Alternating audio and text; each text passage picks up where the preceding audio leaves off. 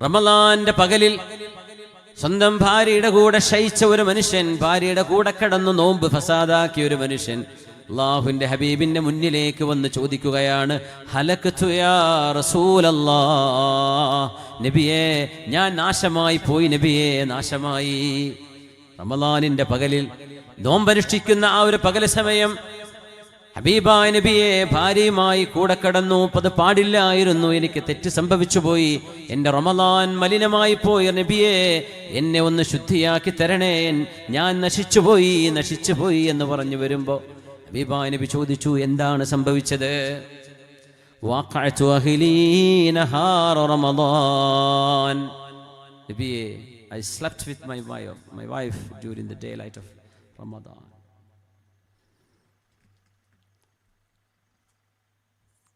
തങ്ങൾ പറഞ്ഞു, ഒരടിമയെ മോചിപ്പിക്കണം. അന്ന് സ്ലൈവറി ഉള്ള കാലമാണ്. ഒരടിമയെ മോചിപ്പിക്കണം. പറഞ്ഞു, നബി അടിമയെ വാങ്ങാനൊക്കെ എത്ര കാശ് വേണം?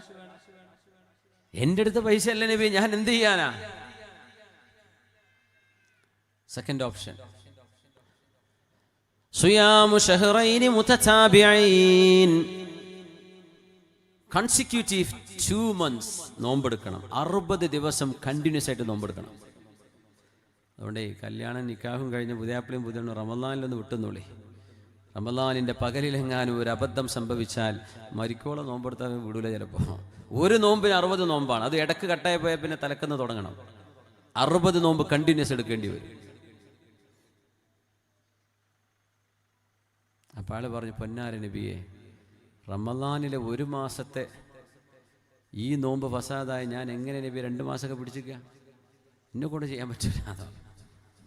നബി ഞങ്ങൾക്ക് ചിരി വന്നു സല്ലല്ലാഹു അലൈഹി വസല്ലം. എന്നാ പിന്നെ 60 മിസ്കീന്മാർക്ക് ഭക്ഷണം കൊടുക്കണം പറ്റുമോ എന്ന് ചോദിച്ചു. 60 മിസ്കീന്മാർക്കോ? എൻ്റെ വീട്ടുകാർക്ക് ഭക്ഷണം വാങ്ങി കൊടുക്കാൻ എൻ്റെ കയ്യിൽ പൈസ ഇല്ല, പിന്നെ എങ്ങനെ ഞാൻ 60 ആൾക്ക്? തങ്ങൾ പറഞ്ഞു, അവിടെ ഇരിക്കുക.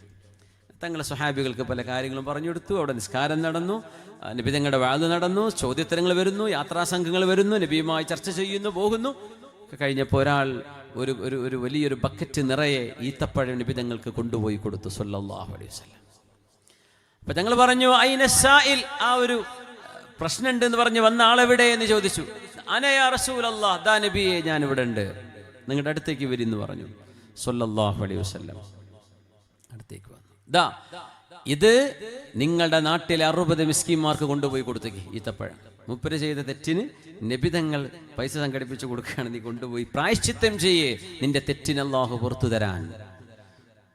അങ്ങനെ അയാൾ ആ ഈത്തപ്പഴം വാങ്ങിച്ചിട്ട് നബിയോട് ചോദിക്കുകയാണ്, അഅല അഫ്ഖറ മിന്നി, എൻ്റെ വീട്ടുകാരെക്കാളും ദാരിദ്ര്യമുള്ളവർക്ക് കൊടുക്കാനാണോ നബി അങ്ങ് ഉദ്ദേശിച്ചത്?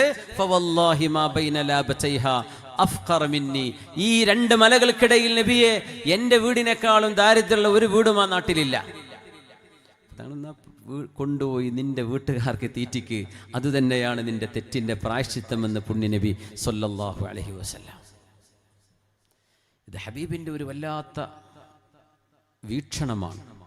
ഒരു മനുഷ്യന് തെറ്റുപറ്റി, ആ മനുഷ്യൻ ആ തെറ്റ് സമ്മതിച്ചു വന്നിരിക്കുകയാണ്, അയാളങ്ങ് ഇടങ്ങാറാക്കിയ ആ മനുഷ്യൻ പ്രയാസപ്പെട്ടു പോവില്ലേ?